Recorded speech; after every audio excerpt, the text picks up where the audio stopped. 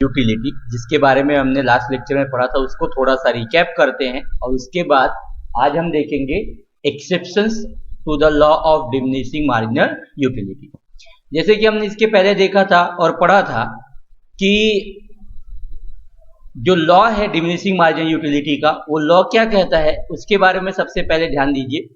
Law ये कहता है कि जो वस्तु, जो सामान, जो कमोडिटी आपके पास ऑलरेडी पहले से ही है, अगर उसका स्टॉक आप इंक्रीज करते जाते हो तो यूटिलिटी तो बढ़ती है बट डिमिनिशिंग रेट से बढ़ती है। क्या होती है? डिमिनिशिंग, मतलब डिक्रीज रेट से बढ़ती है। उस लॉ को बताया है किसने? तो प्रोफेसर अल्फ्रेड मार्शल ने, और उनके बुक का क्या नाम था? Principle of economics. और बुक जो किया था उन्होंने, वो पब्लिश किया था 1890 में। तो यहाँ टेबल में वही दिया है, जैसे मैंने आपको चपाती का लास्ट टाइम भी एग्जांपल लिया था, आज भी वही एग्जांपल फिर से लेता हूँ। थोड़ा सा आपको रिकैप कर देता हूँ कि आपको बहुत जोर से भूख लगी है, आपने पहली चपाती खाई तो आपको मार्जिनल यूटिलिटी 10 की मिली। मार्जिनल मतलब मैंने बताया एडिशन, एक्स्ट्रा।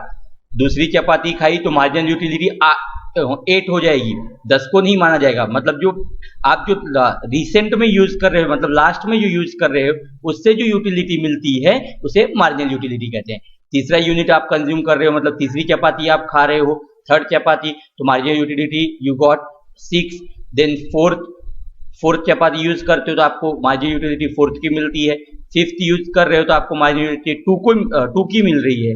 एंड जब आप 6 यूज कर रहे हो तो आपको मार्जिनल यूटिलिटी कितने की मिल रही है? 0। 0 का मतलब होता है आप यहाँ पे फुल्ली सेटिस्फाई हो गए हो, आपका पेट भर गया, अब आपको कोई भी चपाती खाने की जरूरत नहीं है। लेकिन आप फिर भी अगर एक्स्ट्रा नेक्स्ट चपाती यूज करते हो तो आपका जो वहां पे एजम्पशन में बताया, आपने 7वीं चपाती यूज किया तो जो मार्जिनल यूटिलिटी है वो माइनस में भी जा सकती है। तो यहाँ देखिए आपको यहाँ -2 दिया है। तो यहाँ टेबल आपको क्या दिखा रहा है? The table shows that utility keeps on diminishing with increase in consumption. मतलब आप कोई भी कंजम्पशन को इंक्रीज करते हो तो मार्जिनल यूटिलिटी क्या होते जाती है? डिमिनिश होते जाती है। डिमिनिशिंग का मतलब होता है डिक्रीज होना। मैंने आपको ऐसा एग्जांपल भी दिया और चपाती का तो भी आपको पता है, ऐसा भी नॉर्मल में ही।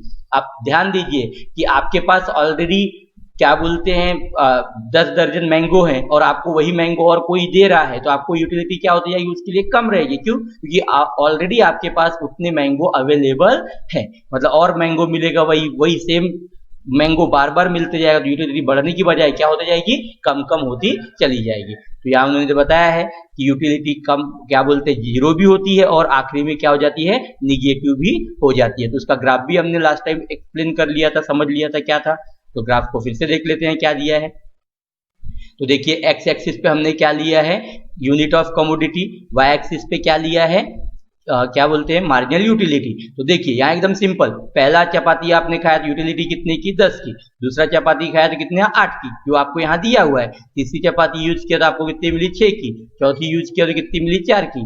पांचवी यूज किया तो कितनी मिली? 2 की। छठवीं से कितना मिल रहा है? 0। 0 मतलब यहाँ पे इंटरसेट कर रहे हैं। और आपने लास्ट चपाती 7वीं जो ज्यादा की खाई उससे आपका माइनस हो रहा है, मतलब डिस यूटिलिटी मिल रही है। यहाँ -2 का आपको ये ग्राफ में नॉर्मल बनाना है।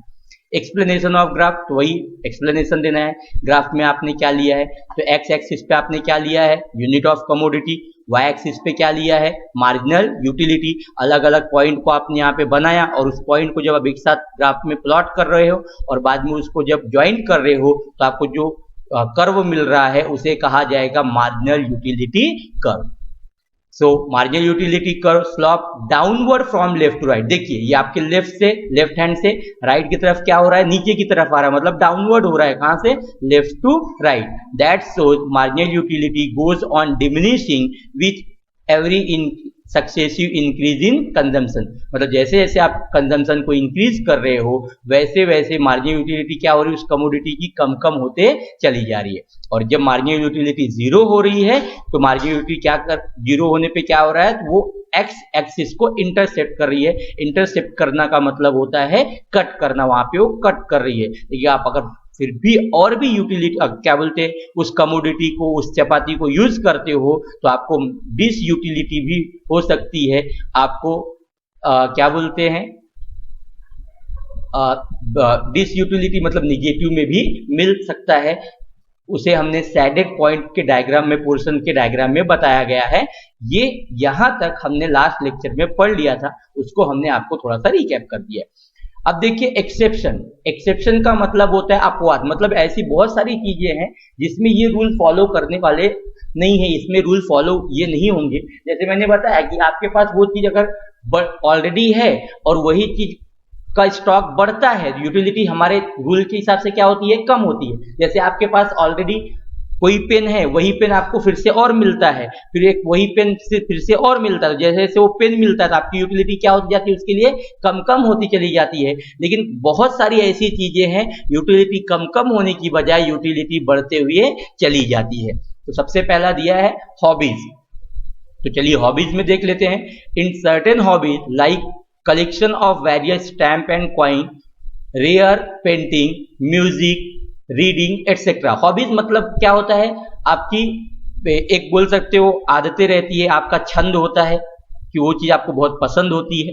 तो यहाँ पे ये लॉ काम नहीं करता है। मतलब क्या है कि जैसे आप उन्होंने एग्जांपल दिया है, इन सर्टेन हॉबी, जो आपकी हॉबी रहेगी क्या, जैसे collection of various stamp and coin, किसी की कोई इच्छा हॉबी रहती है, किसी किसी की इच्छा होती रहती है, उसकी इच्छा रहती है, उनका छंद रहता है कि भाई मुझे कॉइन हुआ, कॉइन का मतलब जो अलग कॉइन होते हैं आपके पास, 1 का सिक्का, 2 का सिक्का, 3 का सिक्का, पहले पैसे भी चलते थे वैसा। रेयर पेंटिंग रहता है, अलग अलग लोग बड़े बड़े पेंटर्स के पेंटिंग कलेक्ट करने की हॉबीज रखते हैं।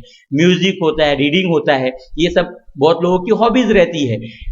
इन ये जो हॉबीज हैं इसमें लॉ रूल फॉलो नहीं हो पाता है। क्यों? क्योंकि जैसे जैसे वो चीजें आपको बार बार मिलती है, यूटिलिटी कम होने की बजाय यहाँ यूटिलिटी क्या हो रही है, बढ़ रही है। इसीलिए उसे हम कहते हैं एक्सेप्शन। क्या कहते हैं?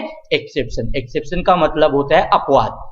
Not hold true because every additional increase in stock give more pleasure. मतलब जैसे आप उसको बढ़ाते हो तो आपको ज्यादा से ज्यादा खुशी मिलती है, ज्यादा से ज्यादा प्लेजर होता है। And this increase marginal utility. और इसके कारण क्या होता है, आपकी यूटिलिटी कम होने की बजाय यूटिलिटी क्या हो जाती है, आपकी बढ़ जाती है। हाउएवर दिस वायलेट, वायलेट मतलब होता है तोड़ना, लेकिन ये 2 रूल फॉलो नहीं करता है।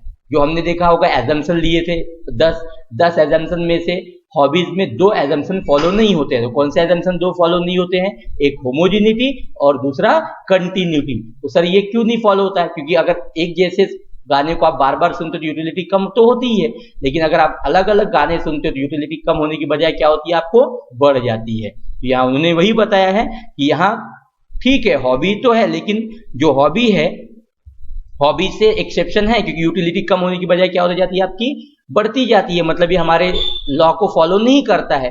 लेकिन यहाँ जो ये एजम्पशन है, यहाँ 2 एजम्पशन फॉलो किए जाते नहीं इस एक्सेप्शन, इसीलिए इसे हमने एक्सेप्शन में दिया है और इन्होंने बताया है कि यहाँ 2 रूल को ये क्या कर रहा है, तोड़ रहा है।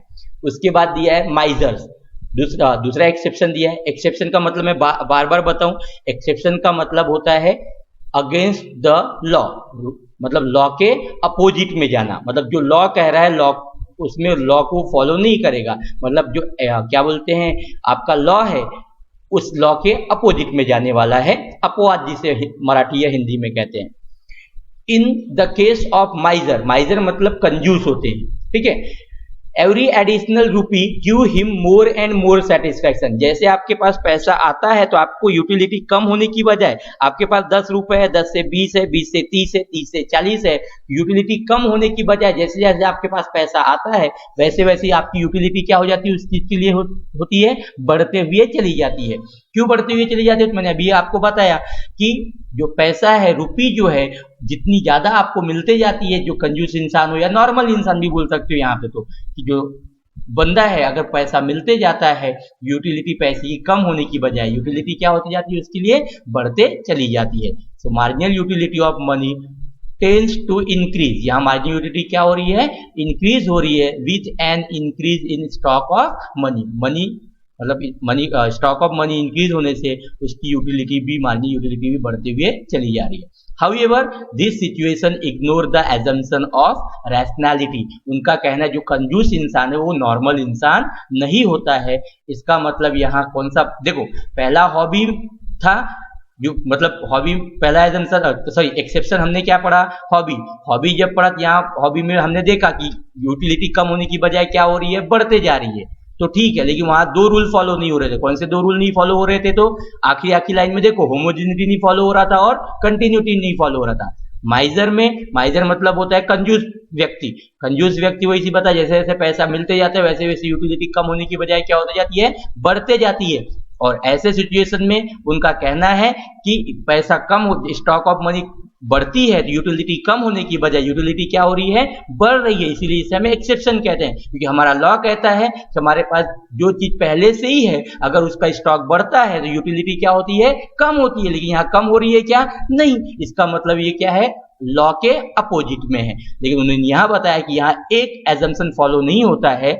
जो माइजर होता है, माइजर मतलब कंजूस व्यक्ति होता है, वो नॉर्मल पर्सन नहीं होता, मतलब रैशनल पर्सन नहीं होता है। तीसरा, एडिक्शन। एडिक्शन, एडिक्शन का मतलब जैसे किसी चीज के एडिक्ट हो जाना, लत जिसे हम बोलते हैं, आदतें बोल सकते हो आप लोग। जैसे उसमें it is observe in the case of drunkards, मतलब जो ये ऑब्जर्व किया गया है, ये कौन से केस में ऑब्जर्व किया गया है? ड्रंकर्स के केस में। ड्रंकर मतलब होता है दारू पीने वाले व्यक्ति, मतलब जो दारू पीते हैं। That the level of intoxication increases, जैसे जैसे उनके अंदर में इंटॉक्सिकेशन इंक्रीज होती है with every addition unit of liquor consume. जैसे लीकर मतलब होता है दारू, जैसे जैसे जो दारू वो पीते हैं तो उनका जो लेवल है यूटिलिटी का, वो कम होने की बजाय बढ़ते हुए चले जाता है। So marginal utility received by drunker में इंक्रीज, मतलब उनको जो मार्जिनल यूटिलिटी मिलती है वो क्या हो जाती है, ड्रंकर को जो मिलती है वो इंक्रीज हो सकती है। Actually it is only an illusion and this condition is similar to almost all addiction, मतलब जो ये एक भ्रम है। इल्यूशन का मतलब क्या होता है? भ्रम होना, मतलब ये रियलिटी में नहीं होता है। लेकिन सिंपल सी बात है, जब इंसान दारू पीता है तो उसको लगता है कि पहले पैक में कम हुआ, दूसरे से और अच्छा लगेगा, तीसरे से और अच्छा लगेगा, चौथे से और अच्छा लगेगा, तो उसके बारे में उससे वैसा भ्रम रहता है। तो उन्होंने वही बताया है, और ये हर एक एडिक्शन में है। जो सिगरेट पीते हैं उनको एक सिगरेट पीने के बाद दूसरा सिगरेट, तंबाकू खाने वाले को देख रहे होंगे बार बार तंबाकू खाते रहते हैं। तो ये चीजें उनको क्या रखती है कि उनको जितना ज्यादा वो खाएंगे उनको यूटिलिटी ज्यादा मिलेगी। मतलब यहाँ जो हमारा लॉ था, हमारा लॉ क्या कहता है, लॉ को बार बार मैं बता रहा हूँ, हमारा लॉ कहता है जो चीज हम बार बार यूज कर रहे हैं उसकी यूटिलिटी हम ऑलरेडी कम कम होती जाएगी। लेकिन अगर एडिक्शन है आपको, तो आप दारू पी रहे हो तो एक के बाद दूसरे, दूसरे के बाद तीसरे, तीसरे के बाद चौथे पैक में कम होने की बजाय वो बढ़ते हुए चले जाता है। लेकिन जो दारू पीने वाला व्यक्ति रहता है वहां भी एक रूल फॉलो नहीं हो रहा है, एक एजम्पशन हमारा फॉलो नहीं हो रहा है। और वो कौन सा है? तो रैशनैलिटी, मतलब दारू पीने वाला व्यक्ति नॉर्मल नहीं रहता है। उसके बाद दिया है पावर। पावर के बारे में आप सभी को पता है, पावर मतलब ताकत जिसे हम कहते हैं, हमारे एनर्जी बोलते हैं। जैसे जो बहुत सारे लोग रहते हैं कि पावर की लत रहती है, भाई पहले एमएलए बनो, फिर चीफ मिनिस्टर बनो, फिर प्राइम मिनिस्टर बनो। तो यहाँ देखिए, आप एक लेवल से दूसरे लेवल पे जा रहे हैं तो वहां आपको संतुष्टि नहीं मिल रही है, मतलब लेवल आपका बढ़ने से आपको वहां पे क्या हो रहा है, संतुष्टि नहीं मिल रही। मतलब जितना आपका पावर बढ़ रहा है और पावर पाने की आप कोशिश कर रहे हो, मतलब ऑलरेडी आपके पास वो चीज है लेकिन उस चीज से आप सेटिस्फैक्शन हो रहा क्या? नहीं। मतलब ये यहाँ भी लॉ का कहना है कि आप जो चीज आपके पास ऑलरेडी है वो अगर इंक्रीज होती है, मतलब आपके पास जो पावर है वो पावर और इंक्रीज होती है, तो आपकी यूटिलिटी क्या बोलते, कम होने की बजाय क्या हो जा रही है आपकी, और बढ़ती हुई जा रही है। मतलब और पावर चाहिए, और पावर चाहिए। यहाँ हमारा क्या है, ये क्या बोलते हैं, चौथे नंबर का हमारा क्या है, एक्सेप्शन है। मतलब रूल के क्या जा रहा है, अपोजिट में जा रहा है।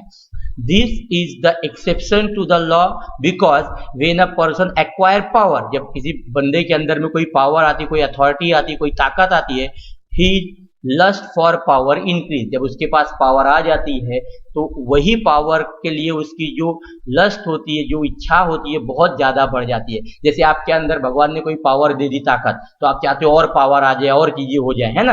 ही desire to have more of and more of it, मतलब भगवान ने आपको कोई पावर दे दिया, कोई शक्ति दे दी, कोई ताकत दे दी, तो आपको ये नहीं है कितनी ताकत में हो जाता, आप चाहते हो उस पावर को और बढ़ाओ और उसका यूज करो और चीजें करो। तो यहाँ वही बताया गया है कि जितनी पावर रहती है इंसान उस पावर को और बढ़ाना चाहता है और करना चाहता है। However this again violate the rationality assumption, मतलब सिंपल सी बात है, अगर ऐसा बंदा हो जाता है तो वो नॉर्मल बंदा नहीं रहता। जैसे देखो किसी के अंदर कोई शक्ति आ जाती है, कोई ताकत आ जाती है तो चाहता है और अपनी ताकत को बढ़ाए और गलत काम करने लगता है या बाकी सब चीजें करने लगता है।